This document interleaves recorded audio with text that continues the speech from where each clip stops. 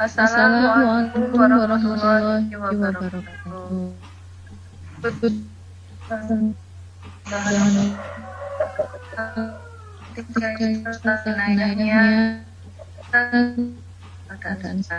Salawat pada Nabi besar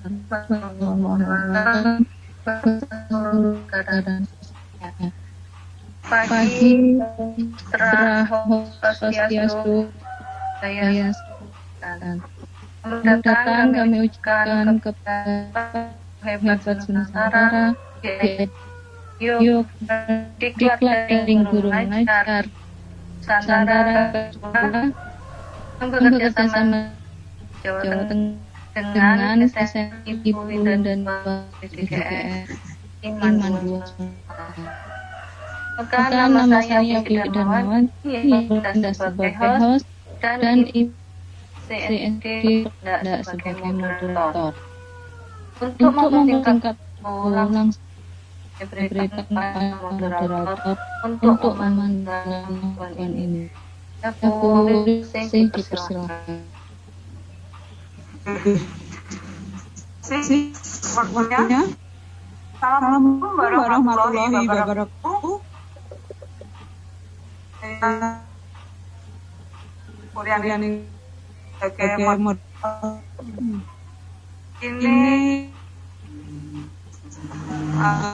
yang mengajarkan Indah Sari sebelum mulai ya bacakan dulu data dari Sari. Lengkap dan Sari Iswa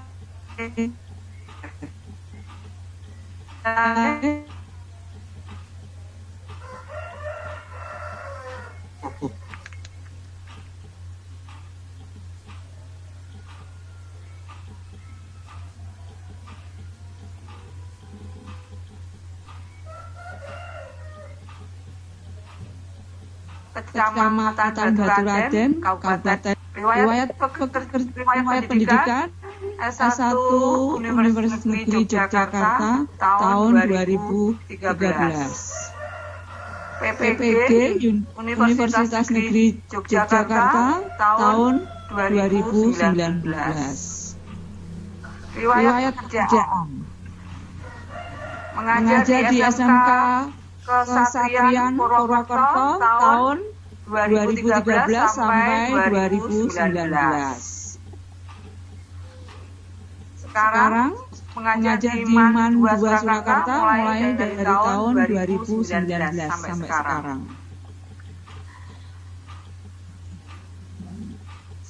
Sebelumnya bagi para peserta yang masuk ke room ini seperti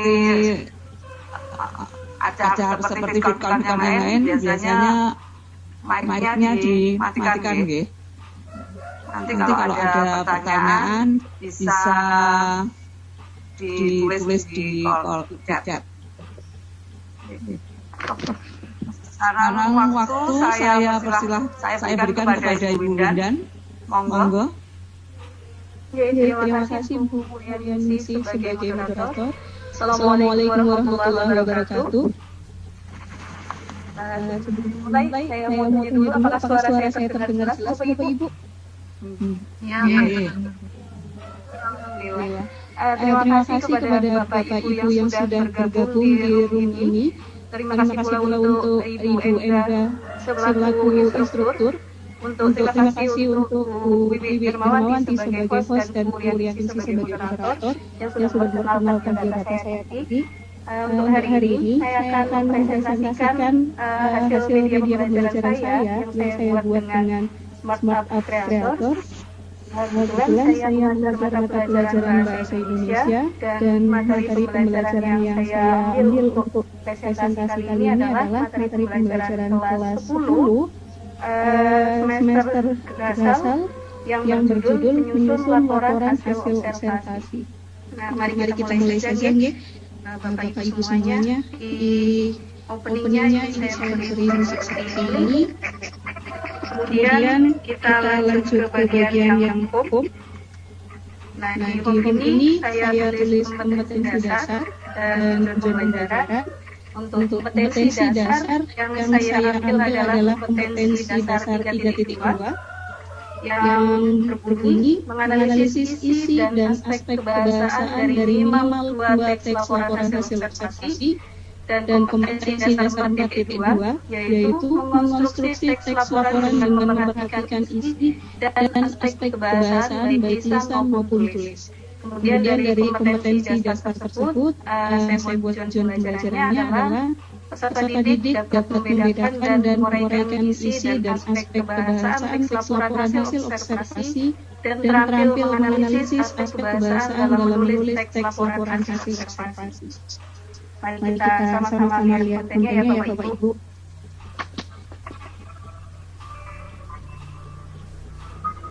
Dan di konten ini saya buka dengan aspek kebahasaan yang ada dalam teks laporan hasil observasi.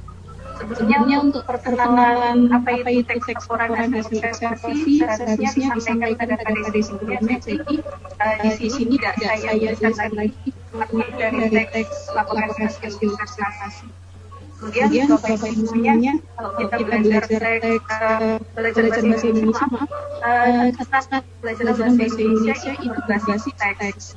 Kemudian kita perlu tahu bahwa setiap jenis teks yang kita kenal dalam bahasa Indonesia itu memiliki aspek kebahasaan atau unsur kebahasaan yang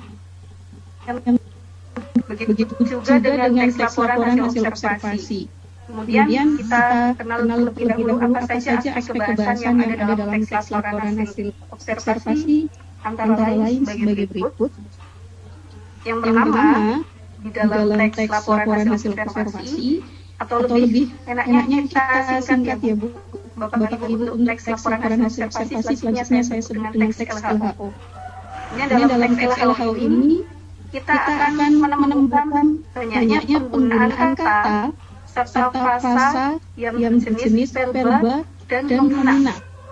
Nah, kemudian Bapak Ibu perlu kenal dulu bahwa verba itu artinya kata kerja, dan nomina itu kata benda.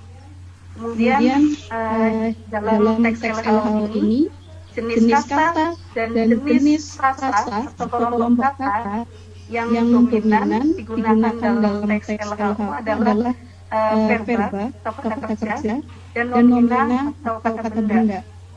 Nah, untuk membedakan kata dengan frasa seperti Ibu, kalau kata itu bentuknya morfem atau morfem bebas, artinya satuan bahasa terkecil, bisa punya arti, bisa tidak memiliki arti yang sifatnya bebas. Bebas artinya tidak terikat dengan bagian satuan bahasa yang lain. Kemudian bedanya dengan frasa, kalau frasa itu gabungan dari beberapa unsur, misalnya gabungan dari beberapa kata tadi, tapi tidak melebihi batas fungsi. Yang dimaksud melebihi batas fungsi di sini adalah melebihi batas fungsi di dalam kalimat. Kita kenal bahwa di dalam kalimat ada yang berfungsi sebagai subjek, predikat, objek, perangan, dan pelengkap. Dalam satu kata melebihi batas fungsi artinya kalau dia berfungsi hanya sebagai subjek, dia berfungsi hanya sebagai subjek saja, sebagai predikat dia berfungsi sebagai predikat saja, bukan dalam arti gabungan dari subjek dengan predikat itu seperti itu.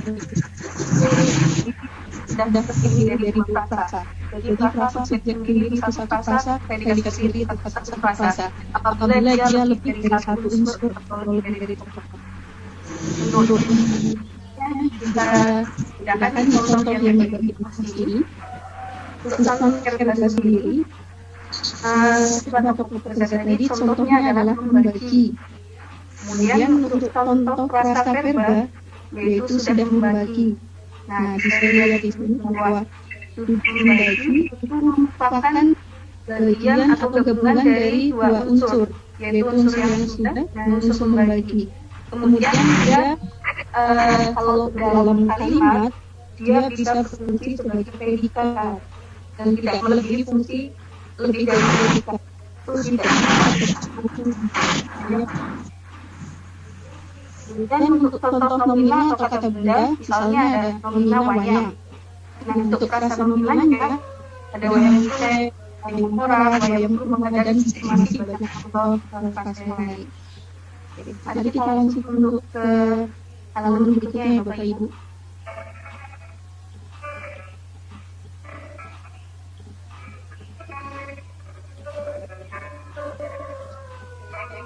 Oke, untuk aspek atau sudut bahasa dari teks LW yang kedua adanya afiksasi. Afiksasi itu artinya adalah proses penyembuhan dalam sebuah kata. Jadi, apabila sebuah kata mendapatkan afiksasi atau mengalami proses penyembuhan itu, misalnya dia kata dasarnya berjenis kata benda gitu atau kata kerja. Nanti ketika dia mendapatkan imbuhan, dia bisa berganti jenis kata. Misalnya gini, mungkin agak sulit dipahami kalau hanya dengan pengertian seperti tadi. Saya beri contoh, misalnya ada kata minum. Minum itu kata apa Bapak Ibu? Kalau minum itu kata kerja ya, atau verba. Kemudian kalau kita beri akhiran an, maka minum menjadi kata minuman. Nah, kata minuman sendiri dia berkategori sebagai kata benda. Nah, di sini yang saya maksud dengan proses penyembuhan atau afiksasi ini dapat mengubah jenis kata. Yaitu tadi yang kata yang ketika dia berdiri sendiri sebagai kata dasar, dia berjenis verba.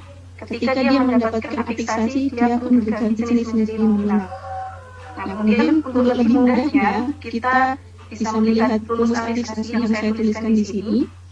Apabila sebuah kata dasar mendapatkan afiksasi atau imbuhan men, ber, di, atau ter, dan berbagai variasinya, nanti kata dasar tersebut, kata bentukannya akan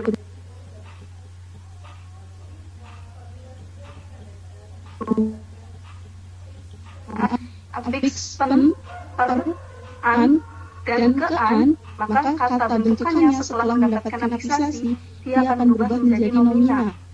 Saya beri contoh misalnya, ini ada sebuah kata dasar yang sama, yaitu kata dasar sebut. Sebelum mendapatkan afiksasi, kata dasar sebut ini, dia berjenis verba atau kata kerja. Ketika dia kata sebut ini mendapatkan afiks men, maka kata bentukannya menjadi menyebut. Nah, dia berjenis verba. Kebetulan di sini tidak ada pergantian jenis kata ya. Kemudian dengan kata dasar yang sama, misalnya sebut, kita beri afiks pen, maka kata bentukannya menjadi menyebut. Maaf, penyebut. Saya salah ketik di sini, mohon maaf. Penyebut yang saya maksud Bapak Ibu. Sedangkan kata penyebut sendiri itu berjenis nomina atau kata benda. Begitu yang saya maksud. Mohon maaf, ini masih ada sedikit kesalahan. Ya, kita lanjut ke bagian berikutnya, di bagian ketiga.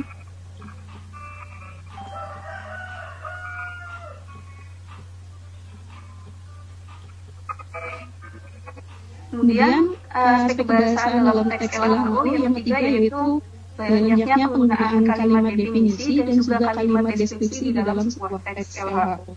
Untuk membedakannya, kalimat definisi dan kalimat deskripsi ini dibedakan berdasarkan verba yang digunakan. Kalau di kalimat definisi, itu kalimatnya menggunakan verba definitif. Verba definitif itu kita kenal ada beberapa, antara lain adalah, ialah, merupakan, yaitu, dan yakni. Saya beri contoh di sini, ada kalimat seperti ini, wayang adalah seni pertunjukan yang telah ditetapkan sebagai warisan budaya asli Indonesia. Nah, dalam kalimat ini kita temukan adanya penggunaan verba definitif adalah. Maka kalimat ini adalah kalimat definisi. Kemudian untuk kalimat deskripsi sendiri bedanya. Kalau kalimat deskripsi ini menggunakan verba atau kata kerja tadi yang berfungsi sebagai deskriptif. Saya beri contoh seperti ini.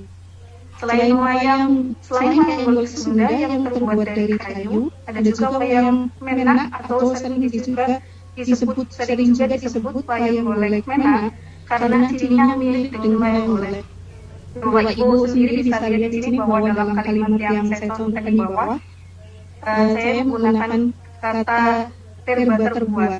Nah, verba terbuat ini berfungsi untuk mendeskripsikan atau menggambarkan dari wayang ini sendiri. Jadi dia berfungsi sebagai deskriptif. Maka kalimat yang di bawah ini termasuk jenis kalimat deskripsi. Oke. Kemudian mari kita lanjut ke bagian berikutnya.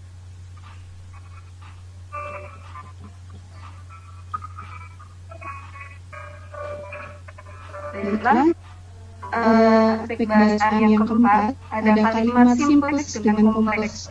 Barangkali kalau istilah kalimat simpleks dan kompleks masih asing di dalam Bapak Ibu semuanya. Dulu barangkali waktu kita sekolah ya Bapak Ibu, kalimat simpleks dengan kalimat kompleks itu kita kenal dengan istilah kalimat tunggal dan kalimat majmuk. Itu pengertiannya sama aja Bapak Ibu, hanya saja mungkin sekarang menggunakan istilah yang lebih baru untuk anak didik kita sekarang. Nah, untuk kalimat simpleks ini bisa kita samakan pengertiannya dengan kalimat tunggal, dan kalimat kompleks itu sama pengertiannya dengan kalimat majmuk. Nah, ini jadi bedanya dengan yang tadi. Kalau kalimat definisi dengan deskripsi itu berdasarkan penggunaan verbanya, kalau kalimat simpleks dan kompleks itu bedanya adalah dia berdasarkan jumlah klausa yang terdapat dalam sebuah kalimat.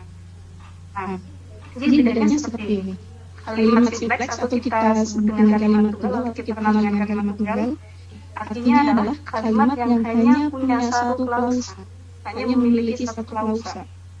Kalau Bapak Ibu barangkali asing juga dengan istilah klausa, klausa itu artinya bagian kalimat yang memiliki minimal satu subjek dan satu predikat atau predikatif.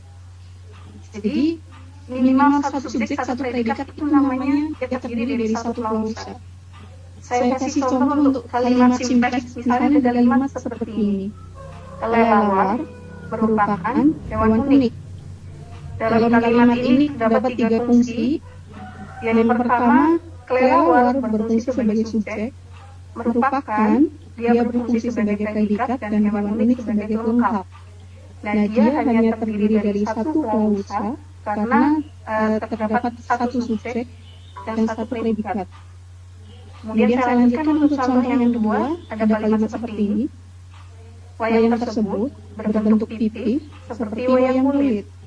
Nah, ini juga hanya terdiri dari satu klausa walaupun kalimatnya lebih panjang dari yang tadi.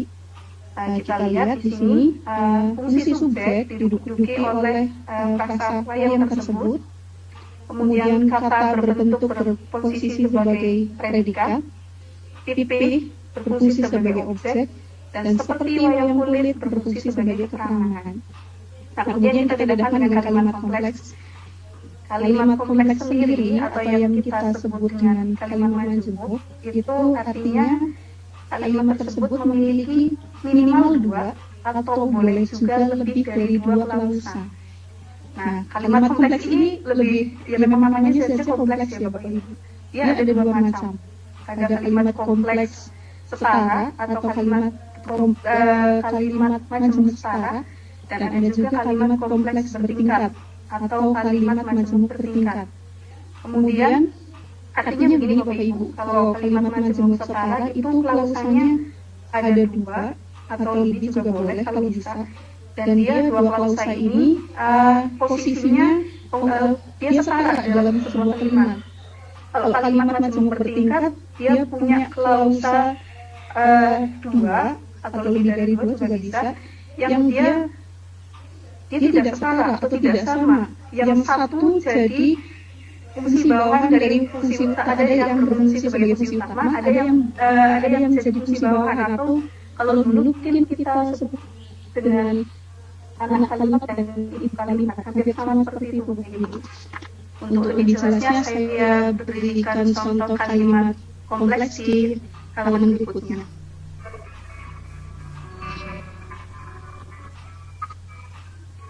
Nah, ini untuk contoh kalimat kompleks yang setara dan kalimat kompleks yang bertingkat. Kita bahas yang kalimat kompleks yang setara dulu.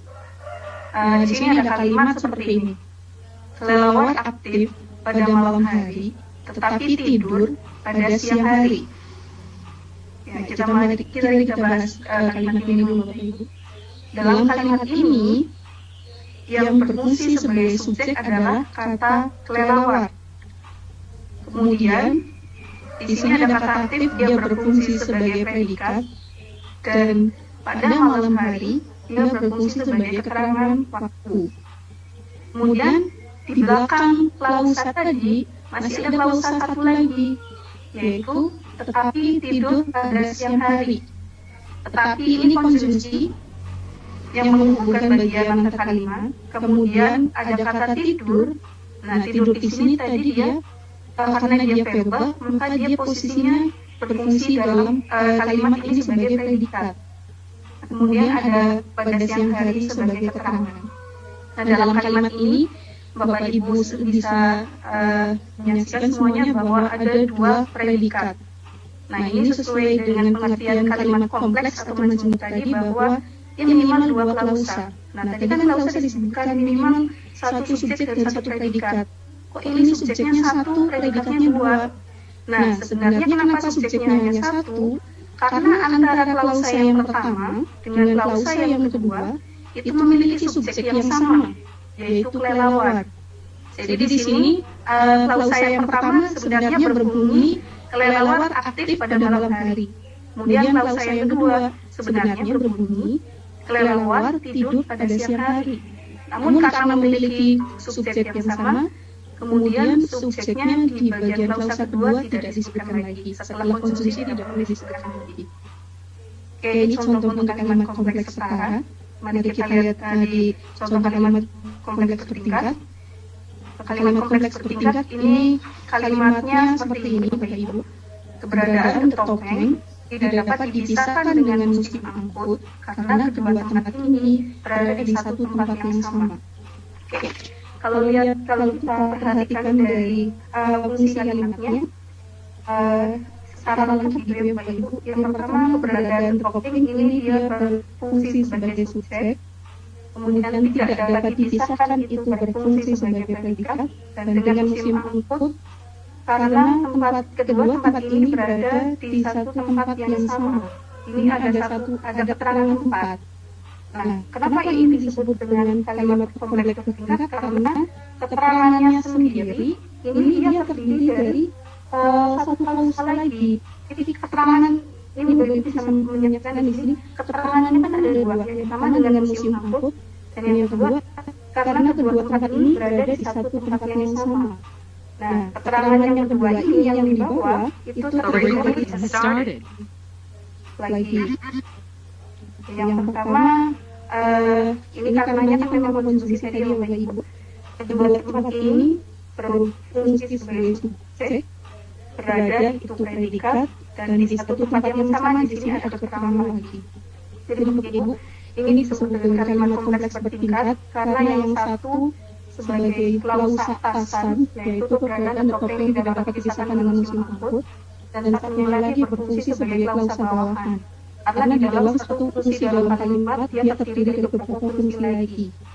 Yang seperti tadi itu ada subjek, predikat, keterangan sendiri. Jadi dia terdiri dari dua klausa, tapi posisinya tidak sepakat. Bertingkat gitu ya Bapak Ibu. Oke, baiklah. Kalau kita sudah memahami masing-masing aspek kebahasaan dari teks laporan hasil observasi atau teks LHO, dari bekal yang kita ketahui mengenai aspek kebahasaan tadi, kita dapat berlatih untuk menyusun teks LHO. Untuk menyusun atau mengonstruksi teks LHO, mari kita saksikan di slide berikutnya.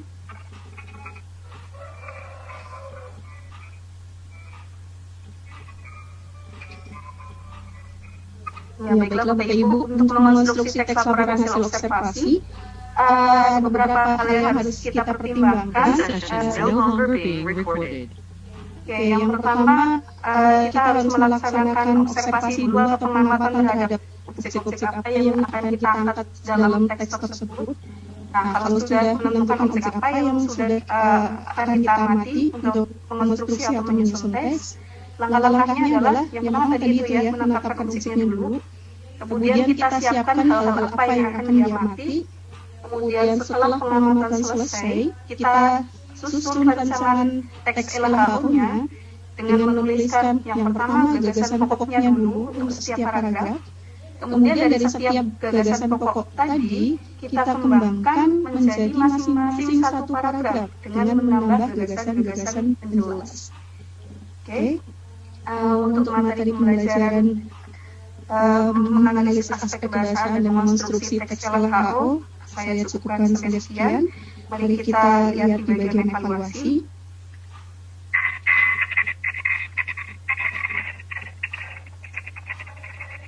Bapak Ibu, di sini soal nomor 1 ada soal seperti ini. Verba berikut yang digunakan dalam kalimat definisi adalah, ya, kalau Bapak Ibu tadi menyimak penjelasan saya di bagian konten, bahwa verba yang digunakan dalam kalimat definisi salah satunya adalah kata adalah. Jadi kita klik bagian yang A adalah. Nah, karena betul kita mendapatkan skor 20. Kemudian soal nomor 2 berbunyi seperti ini. Kalimat yang memiliki 2 atau lebih klausa disebut. Nah, tadi kan sudah saya contohkan ya, Bapak Ibu semuanya. Kita tadi mengenal ada 2 kalimat yang punya 2 klausa atau lebih dengan kalimat majemuk atau dengan kalau sekarang kita kenal dengan kalimat kompleks, maka kita klik kalimat kompleks misalnya. Oke, karena benar kita dapat skor 40. Kemudian ada lagi soal nomor 3. Kalimat di bawah ini yang merupakan kalimat simpleks adalah, nah, kalimat simpleks ini dia hanya punya 1 klausa. Dan di antara 5 kalimat yang ada dalam jawaban ini, kalimat yang memiliki 1 klausa, hanya 1 klausa itu kalimat yang D. Harimau mudah menyesuaikan diri dengan lingkungannya. Oke, kita klik yang D. Oke, karena betul kita mendapat skor 60. Kemudian nomor 4 ada kalimat seperti ini soalnya. Harimau merupakan hewan pemangsa dan pemakan daging.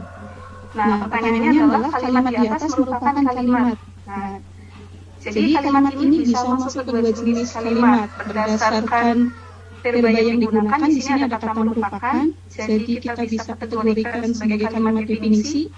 Kemudian karena dia ada hewan pemangsa dan pemakan daging dan juga ada penggunaan konsumsi, maka dia termasuk kalimat kompleks.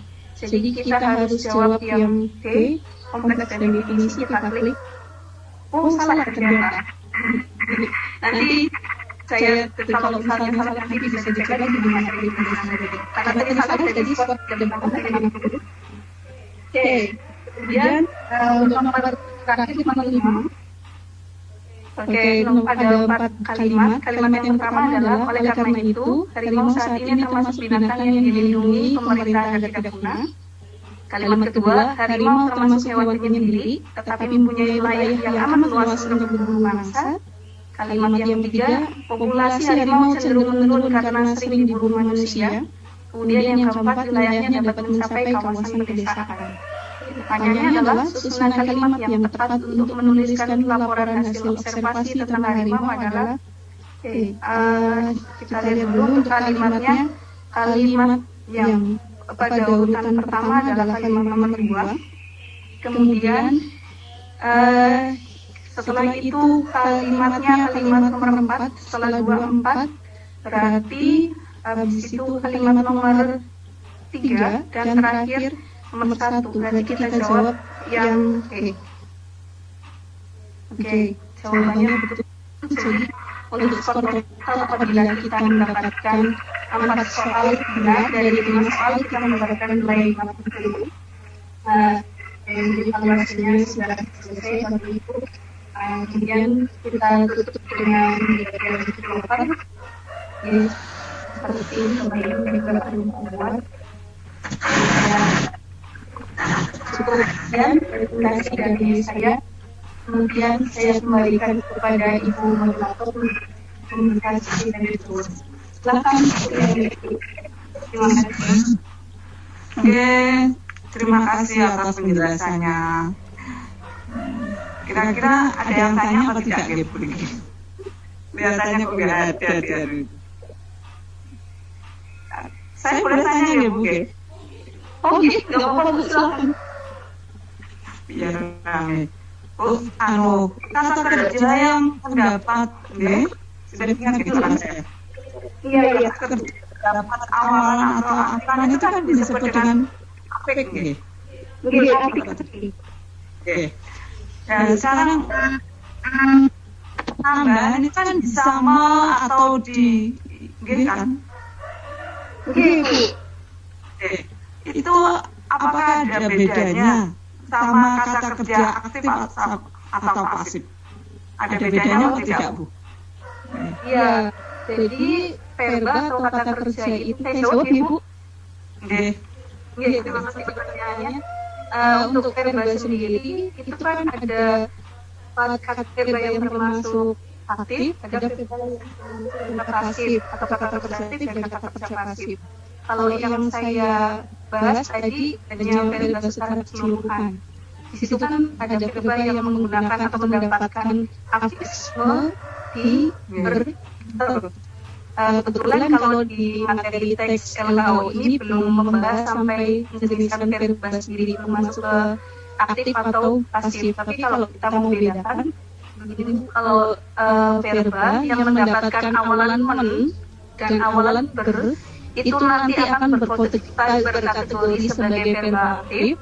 Kemudian verba yang mendapatkan awalan di atau ter itu nanti kata bentukannya akan termasuk ke dalam verba pasif. Oke, berarti bisa dimasukkan ya? Kalau apik yang atau di itu masuk kata kerja aktif atau pasif nih? Bisa Bu, hanya saja tidak saya bahas jadi karena memang di materinya belum sampai ke situ. Nah, tanya saja. Terima kasih pertanyaannya. Ini ada lagi pertanyaan dari Bu Enda. Jika kita bilang bro, ayo makan minum, ini termasuk kalimat apa nggih? Oh itu kalimat dalam percakapan gitu Bapak Ibu. Kalau yang tadi saya tidak membahas sampai sana karena kita tadi konteksnya adalah mengonstruksi atau menyusun teks LHO. Jadi kalau menyusun teks LHO itu kan salah satu teks yang berkategori ilmiah, gitu Bapak Ibu. Jadi kita menggunakan kaidah kebahasaan yang sesuai dengan bahasa Indonesia, gitu. Kaidah bahasa yang sesuai. Jadi tidak menggunakan kalimat percakapan. Kalau itu kalimat lisan, kalimat percakapan yang digunakan dalam konteks percakapan sehari-hari. Tanya ya, berarti kalau yang dipakai di pendapat ya, bahasanya harus dipakai. Kalau di dalam penulisan teks sendiri, ini kan kategorinya ilmiah, jadi Bu, jadi menghindari penggunaan kosakata yang kurang baku. Misalnya tadi ada kalimat bro, ayo makan, itu kan sebenarnya kalimat ajakan Bu. Karena kalimat ajakan itu kan tidak, kalau dilihat dari fungsi kalimatnya dia tidak lengkap.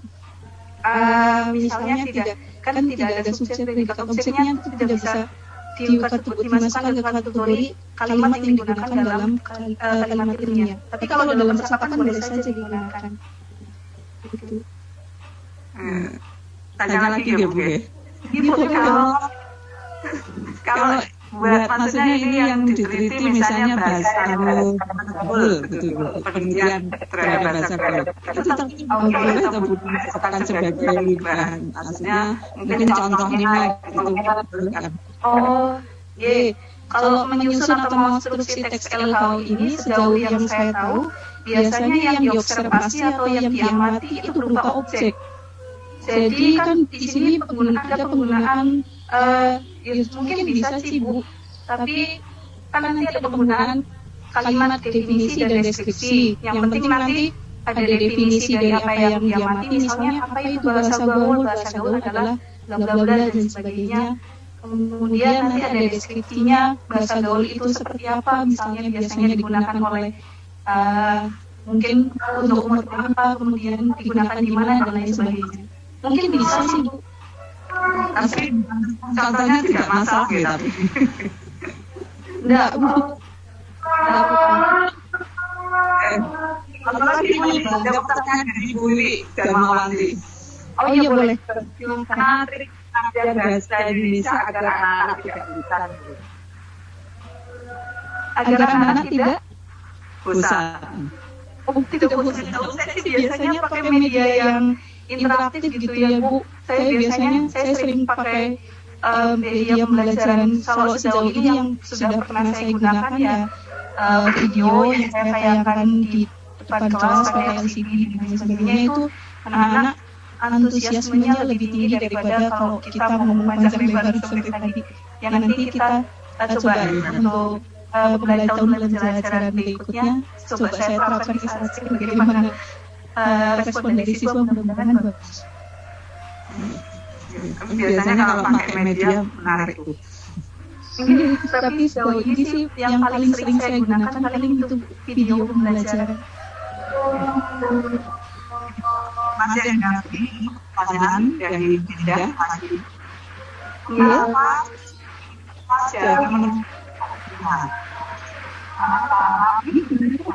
Mengapa? Mama suaranya tertutup.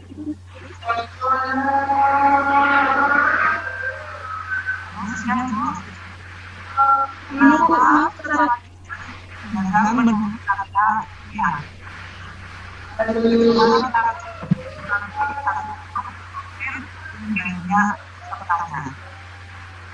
Aduh, maaf.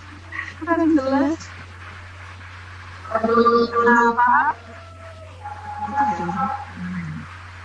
Itu dua dan selesai. Iya, kalau istilahnya tercampur dengan suara dan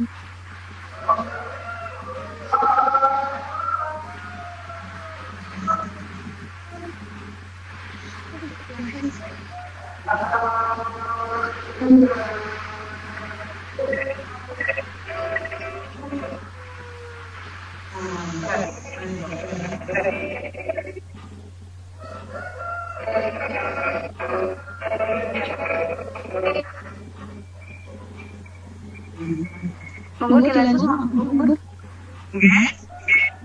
Saya ambil pertanyaannya dari Bu Eda. Kenapa siswa kita jarang menulis karya ilmiah? Bagaimana cara memotivasi agar kelompok K lebih banyak pesertanya? Ya, memang itu salah satu tantangan guru bahasa Indonesia pada saat ini ya Bapak Ibu, karena sekarang memang budaya literasi itu agak sulit, ya bukannya tidak bisa sih, agak sulit membudayakan di kalangan siswa yang memang mereka masih dalam usia remaja. Kalau saya sih mungkin lebih banyak ke ajakan persuasif ya Bapak Ibu, misalnya di sela-sela pembelajaran atau barangkali sedang waktu santai di luar pembelajaran. Ada beberapa kali pernah saya dapat komunikasi dengan siswa bahwa ya saya sih nggak nyuruh gitu ya, tapi saya contohkan ke siswa bahwa saya cerita kalau saya itu dari dulu hobi membaca. Nah, misalnya saya pernah baca, saya kasih contoh mungkin novel-novel yang atau bacaan yang mungkin masih menarik atau sesuai relevan gitu dengan usia mereka. Misalnya sekarang ini beberapa waktu lalu saya bisa contohkan Dilan, mungkin yang sangat terkenal gitu. Saya pernah baca Dilan loh. Kalau misalnya bukannya saya menjatuhkan dunia film gitu, ternyata kalau baca itu jauh bisa lebih. Kalau saya pribadi gitu saya ceritakan, saya jauh lebih bisa membayangkan, mengimajinasikan seperti apa karakternya, kemudian peristiwanya dan latarnya dan lain sebagainya itu daripada ketika saya disuguhkan di film gitu. Misalnya saya cerita seperti itu. Kemudian kemarin kebetulan saya juga pernah mengadakan program untuk kelas 10. Saya meminta mereka, ini di luar jam pembelajaran sih sebenarnya Bapak Ibu, saya buat saja gitu. Saya minta mereka minimal baca satu buku yang di luar buku pelajaran, karena memang kan ada pengayaannya ya Bapak Ibu di kelas 10 semester dasar maupun di genap itu ada pengayaan untuk membaca buku. Nah, saya minta di situ saya praktekkan, saya minta baca tapi di luar jam pembelajaran, dan selain buku pelajaran gitu. Terus nanti hasil bacaannya mereka laporkan. Setelah itu saya buat survei gitu, survei kecil-kecilan dengan Google Form saja dulu, bahwa ada beberapa persen, saya lupa datanya, mohon maaf, ada beberapa persen pokoknya waktu itu setelah saya itu ada peningkatan minat baca Bapak Ibu. Tapi memang peningkatannya masih belum terlalu signifikan gitu, mungkin harus pelan-pelan gitu dibudaya. Mungkin cara saya itu membudayakan membaca terlebih dahulu, jadi membiasakan mereka untuk membaca. Itu walaupun dengan awalnya dengan terpaksa, saya tahu ada beberapa yang mungkin banyak yang memang terpaksa dalam menjalani yang saya minta itu. Tapi cara saya ya seperti itu salah satunya, dengan hal-hal kecil seperti itu. Terima kasih. Oke. Gimana nih, kelihatannya tidak ada yang tanya lagi. Oke. Sudah cukup apa, Bu? Apa? Bu Wiwi, bagaimana ini diakhiri? Mungkin ada saran dari Bu Eni atau masukan?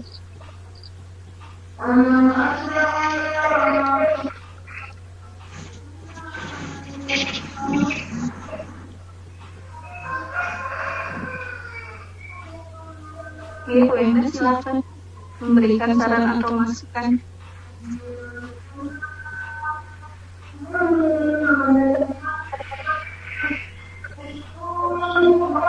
Oke, Assalamualaikum warahmatullahi wabarakatuh. Terima kasih Bu atas kesempatannya, dan saya lihat pelaksanaannya berjalan lancar dan sukses Bu Winda. Terima kasih pengetahuannya dan selamat ya, tinggal mengumpulkan tugas aja. Sudah selesai ya Bu ya? Sudah lengkap toh? Sudah. Ya, itu saja yang saya sampaikan. Terima kasih kepada tim kecil hari ini, cukup berjalan lancar. Terima kasih. Assalamualaikum warahmatullahi wabarakatuh. Waalaikumsalam. Oke. Sudah. Oke, sebelum diakhiri Ibu Windan, mungkin ada kesimpulannya, ada kesimpulan. Oh iya, recording has started. Kesimpulannya bahwa yang sudah kita pelajari sama-sama hari ini, bahwa setiap teks yang kita kenal dalam bahasa Indonesia itu memiliki aspek kebahasaan atau ciri kebahasaan yang berbeda-beda. Kemudian pengetahuan kita terhadap ciri kebahasaan tersebut akan menjadi bekal kita apabila kita ingin berlatih untuk menyusun teks tersebut. Contohnya adalah teks LHO. Mari kita kenali dulu seperti apa penggunaan bahasanya, baru kita bisa terapkan penggunaan bahasa tersebut dalam ketika kita berlatih untuk menyusun teks LHO. Demikian kesimpulan dari saya. Apabila tadi dalam mempresentasikan baik dari aplikasinya maupun kontennya dan evaluasi dan lain-lain ada kekurangan, saya mohon maaf. Terima kasih kepada Bapak Ibu yang sudah join. Saya kembalikan kepada Ibu Purda sebagai moderator dan Bu Wiwi sebagai host. Oke. Terima kasih atas presentasinya. Luar biasa. Walaupun pesertanya sedikit tanya separuh. Enggak apa-apa. Alhamdulillah sudah selesai presentasinya dari Bu Winda. Saya kembalikan kepada host. Ya, terima kasih Bu selaku moderator yang telah memandu acara video conference Bu Windan, dan semua peserta yang telah bergabung. Terima kasih. Mohon maaf atas kesalahan. Dan akhirnya, Assalamualaikum warahmatullahi wabarakatuh.